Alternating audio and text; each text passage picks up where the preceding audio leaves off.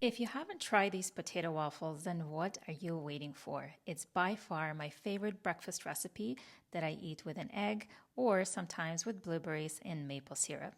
It's so good. You're going to need some russet potatoes for this recipe. And I use the Breville Waffle Maker that makes Belgian waffles. It's great because it has deep pockets and I don't use any oil on this waffle maker, just the potatoes. To start, you're going to need to steam your potatoes for about 25 to 30 minutes and make sure the potatoes are cooked really well. Then once that's done, you're going to cool them off a little bit and mash the potatoes until you work through all the different pieces through the potato, make sure it's nice and uniform. And then make sure you wet your hands and make uniform round balls with the potatoes. And then once you're done making the balls, it's very important to put the balls in the fridge for about 30 minutes. This makes sure that the potatoes won't stick to your waffle maker.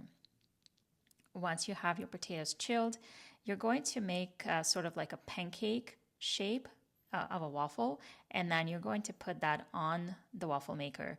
Again, I don't use any oil or spray for this recipe, and it comes out great.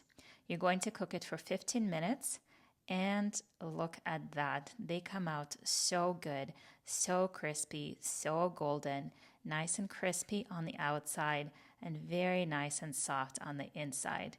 Really, there's just one ingredient here, potatoes, and you can add a little bit of salt. I love to have them as a savory dish with an egg or bruschetta, and obviously with the sweet treat with blueberries or berries or maple syrup. It's just so good.